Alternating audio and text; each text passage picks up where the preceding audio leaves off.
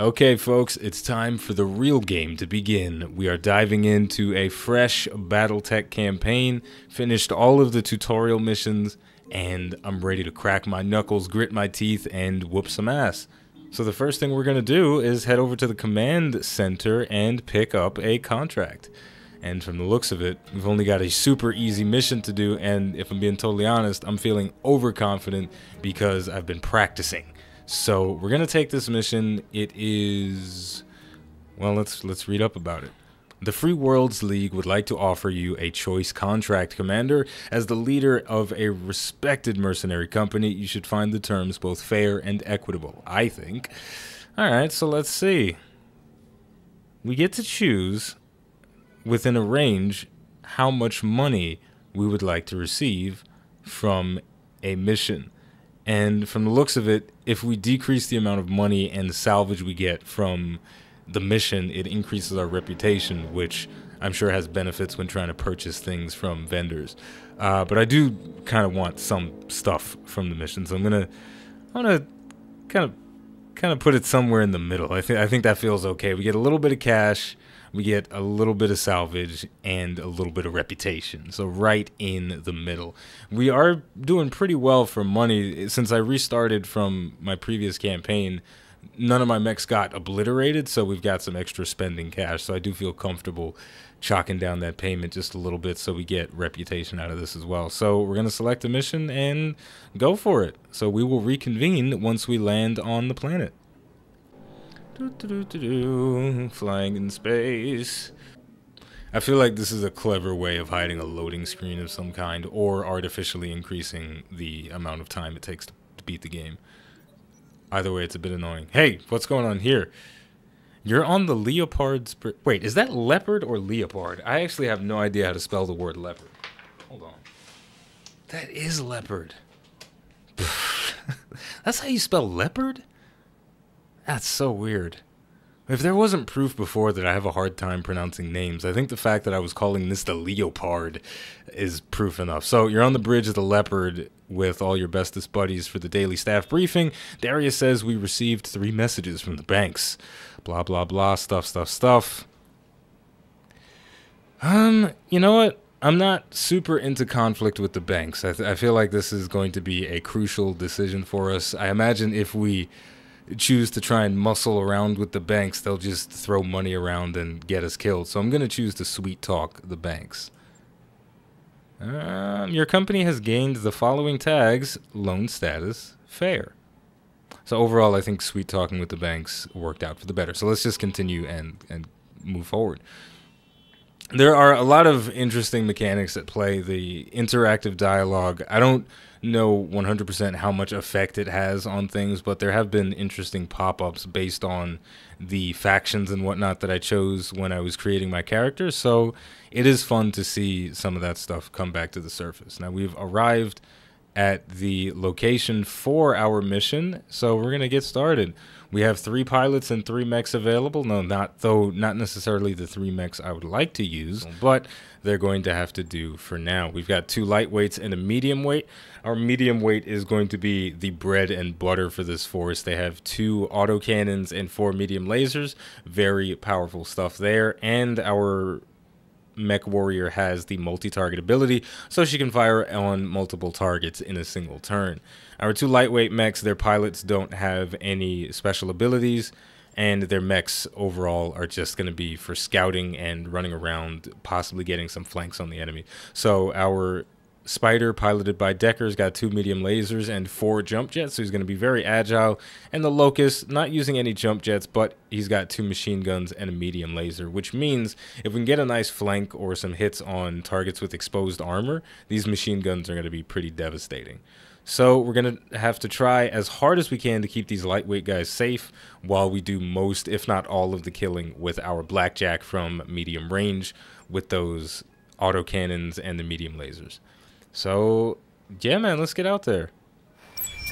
I'm not expecting a lot of defenders, Commander, but there are likely to be turrets. There's a bonus if we wipe out the base garrison as well. That's your call, as the situation on the ground develops. That's interesting. So we're going to have an opportunity for some extra cash, and if I know anything about strategy games, we're going to need as many dollar bills, y'all, as we can muster up. So we're definitely going to try to complete the bonus objectives. So there's the primary one: move up, neutralize the turrets, and level that base. Looks like we're in the middle of a dust cloud, Ready to rock, Chief. but that's cool.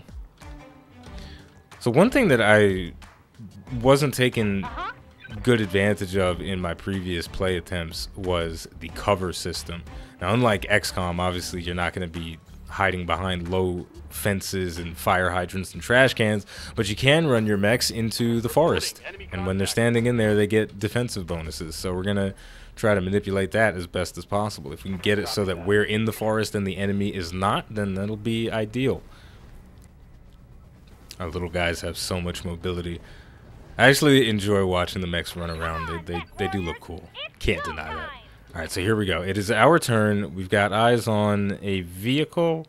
We know the base is over there. We don't know exactly where all the turrets are, so we got to be careful. I'm tempted to let them come to us, especially while I have all this evasion right now. So I'm going to reserve the turn, see what the enemy does. Doesn't look like they want to make a move. And I may not even be able to get proper, well, you know, I can get line of sight on the well, whatever vehicle that is, but I also don't know how many other enemies there are, so that's a risk as well. I'm gonna reserve one more time, just see what happens. All right, the enemy's not coming out. They're not coming forward. I'm gonna have to make a move. So Decker, he's gonna get in there and see what he can see. Okay, as expected, there are a couple of more enemies. We got 2 more vehicles on the horizon. Not too powerful in terms of how much health they have, but they do pack a punch. And because there's 3 of them, I'm just gonna brace. Because I can't kill any of them in one shot. So I'm not even gonna bother with it. I'm just gonna let them do what they're gonna do. Looks like they don't even want to bother with me. They're pulling back. So I'll use that opportunity to come forward and maybe take a shot as they're fleeing. But even then, this Locust is actually pretty terrible, isn't it? I mean, it's got no firepower. But I suppose we are shooting at the rear, and I imagine the no, I think we're shooting at the side, based on this little picture here. But screw it, let's take a shot. As expected, target survived. Oh, please don't kill anybody. Now, I've learned a lot from playing and replaying the early missions in the game. But at the same time, I am half expecting one of my pilots to just get instant killed on some shenanigans, because that's the kind of luck I have. But you know, I've been wrong before, and I've had good luck in my life too. So maybe we won't get screwed over. No, I probably didn't need to take the shot with the Locust because our medium mech was able to dookie blast it. I probably should have just braced it. But, you know, that just means I still got a lot to learn. Now, it's back to Decker. This time, I'm going to get him on top of this mountain so he can scout out a little bit better. He's probably not going to be in line of sight for a lot of stuff up here anyway. So I feel pretty comfortable doing this. And it looks super cool when he's clearing like 1,000 meters just by using his jump jet. So we'll send him up there, entrench him, and see what we can find. Confirmed. Moving fast. Oh, by the way, I apologize if you can hear the Mr. Softy song playing in the background. That's not me doing that. There's an ice cream truck outside, and it's going to be there for a long time. There's nothing I can do about it. I just hope it's not too loud. Or if you can't hear it at all, then just completely forget that I even said that. But yeah, it's the summertime, and in the summertime, this is my life. I get to listen to the Mr. Softy song perpetually, day after day, and it drives me insane. So those rockets did a decent amount of damage. The sensor lock coming in on the Locust, taking off his evasion. He is braced, and he is still in the trees, and that's going to be enough to protect him. Thank goodness. So we took a little bit of a beating there, but overall, nothing too crazy. Now here's where things are starting to get weird, because we're taking fire from a lot of different sources right now. So I'm starting to get kind of nervous. If we're not careful, we're gonna actually start losing people, because those What can I do for you? those rockets came from really far away, and you know, if we're not within cover, and if we don't have points of evasion on our lightweight guys, they're gonna get destroyed.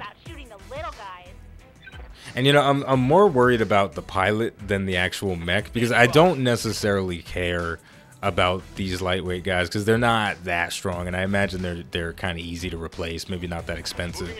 But if the pilot dies, that's going to be a lot of wasted experience that they've gained on previous missions. So let's try to keep our boys safe. Ready for orders. Now this buddy over here, I would like to run him somewhere, but there's nowhere safe that I can run him, and he doesn't have jump jets, so that's going to be a bit of an issue. So I guess I could just like leave him here and just brace. I'll do what I can.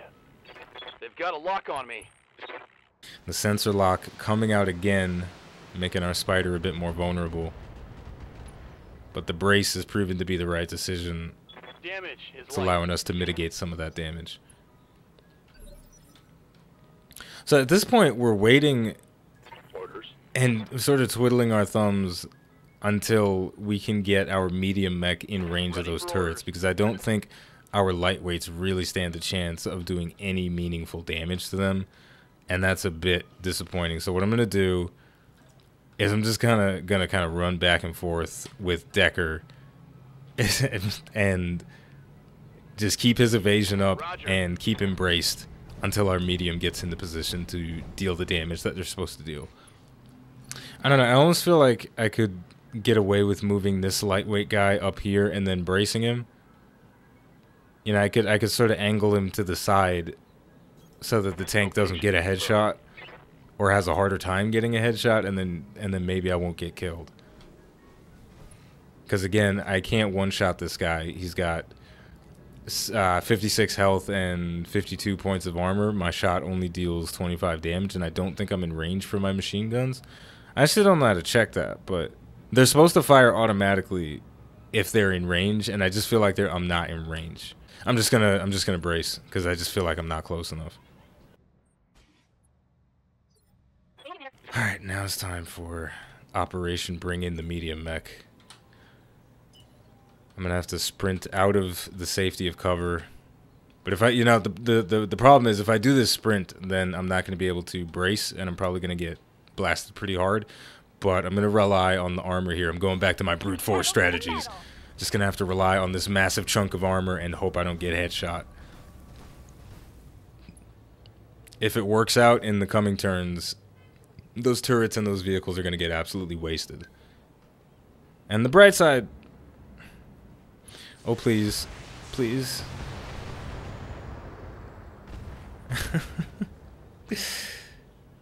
I don't think I was expecting to feel so protective of my mechs and feel like they're so vulnerable. But it's a good feeling. You know, it's tricky. It makes me feel like I have to think about every single move that much more. Everything is just vitally important. So, now that it's our turn, we've got the two turrets. The turrets go at the end of the initiative phases. So if I can take them out between my lights and my medium, then that's a good thing. So I'm very, very tempted to just go in and start putting in work. Or better yet, maybe I should try and line of sight. Because if I go in and line of sight the turrets and then deal with the tank, that'll be awesome. And I won't have to even worry about getting shot or even eliminating them in a single turn. So you know what? Let's try that. Let's go in and... oh, what the hell? Let's step on it. I believe the machine guns fire automatically on a melee as well, so let's find out. Hello. Wham! Instant kill. Machine guns? A little bit of overkill, but I'm not complaining. Gotta make sure it's dead. Vehicle trash. So there we go. We've eliminated the tank, line of sighted. Waiting for orders. Now Decker. I'm not gonna move him in. I'm gonna reserve him. and then I will Holding use for my the right medium opportunity. to try and get those turrets out. Can I get both of them? Let's see. Yeah, I can get both of them in line of sight. And maybe even... Maybe, just maybe, I can kill them both. Now, I am going to have that little vehicle on my flank. And that's probably going to hurt. But these turrets got to go. Oh, crap, there's 4 turrets. That's way worse than I was expecting. I thought it was just these 2. Probably should have looked at that before I jumped up here, but that's fine. We've got multi-target. We're going to use it. We'll put all the lasers on... we have the same shot percentages on everything, don't we? All right, 4 lasers on A, 2 AC2s on B. Uh-huh. 1 down, 1 to go. Nearly got it. We're going to use Decker to finish it off. If he misses, then he's totally fired. Totally firing Decker if he misses. He's off the team for real. Oh my god, Decker, if there was ever a time for you to not screw up, it is right now. 80% chance to hit. And even if just one of his lasers hits, it's a kill. I mean, I could... Oh, no, precision shot's not even increasing my chance to hit. So, you know what? Decker, come on. Come on. Confirmed. There you go. Oh! Wiping a giant bead of sweat off of my face. The tank trying to go for a flank. Is he going to have enough movement to do it? Yeah, it looks like it. I'm not entirely sure if evasion works from the back, but from the looks of it, it does not. Is that it? I'm barely scratched. But my mech warrior feeling very confident in herself, saying that she's barely scratched, so... Waiting for orders. Hey. I'm proud of you, girl. I am proud of you. So we'll take out this other guy with our locust, run him across the map. And the good thing about this is that we can keep our medium on the front lines and ready to deal with the rest of the turrets. So fire away.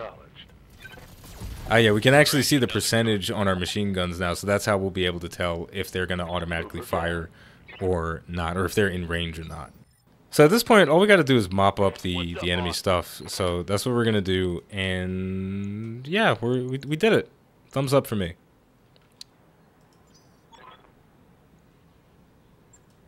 Mission successful. Oh, I think I totally failed to complete the bonus objective because I didn't kill the big military base. Fuck! It's fine. It's fine. It's totally fine. It's fine. Yeah, okay, we still got a bonus, but I think I missed out on destroying one of the bonus objectives. So, but overall, it's fine. We got our money.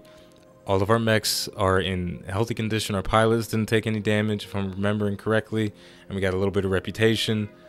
Thumbs up for us. So, next, let's continue looking at the briefing. Yeah, we took some internal damage on the Blackjack, as far as I can tell. I'm not 100% sure how to read this, but from as far as I can tell, there's some numbers that aren't maxed out on here, so we did take internal damage, and I think it was my doing. I think the overheat was what caused all of this internal damage, but overall, that's probably not going to take very long to repair, so we're still going to have this mech fieldable for our next mission, most likely. So, yeah, that was pretty easy, but it could have easily gone downhill if we played it incorrectly. Now, we get to choose some salvage. We get to select one item to salvage. Short-range missiles, I think, are pretty cool. I feel like if it's possible for me to somehow fit some short-range missiles onto my lightweight mechs, they might have a little bit more value dealing stability damage to enemies. So I'm going to take one of these bad boys. They're not too heavy. They only weigh 3 tons, and they take up 2 slots. I'm gonna go for it. There you go. Gimme. Oh, so that's interesting. So this is really my first time successfully completing a mission. So you get to select one type of salvage that you want, and you also get a bunch of other stuff in addition to that. So that's pretty awesome. So it's a little bit of eliminating some RNG. If there's a specific item you want, you can target that, and you get a bunch of other stuff as well, just randomly. We're gonna need to do some mech repairs before our next contract, boss. We can't go into combat like this. See me in the mech bay when you're ready. Alright, let's go check it out. The mech bay looks very cool. Now, how many days is it going to take to repair our blackjack? Let's find out. 5 days. Yeah, we didn't do too bad for ourselves. And I don't need to change the loadout at all. I think the 2 AC2s and the 4 medium lasers worked out pretty well. The other guys, let's fiddle with them a little bit. Maybe I can put those short-range missiles on the Spider somehow. Medium lasers only weigh 1 ton. I guess I'd have to sacrifice one of my 8 jump jets if I wanted to fit some short-range missiles on this guy. You know what? I'm not gonna put the short-range missiles. I'll put them on somebody else. What I will do is take off some of these jump jets because it's a little bit excessive. I mean, the maneuverability on this guy is insane, but at the same time, he doesn't really have a lot of firepower. So even if he does get a flank on somebody, it's not doing shit. So what I could do is take off some of these jump jets and put on a small laser. Can I fit 2 of them? I can fit 2 of them.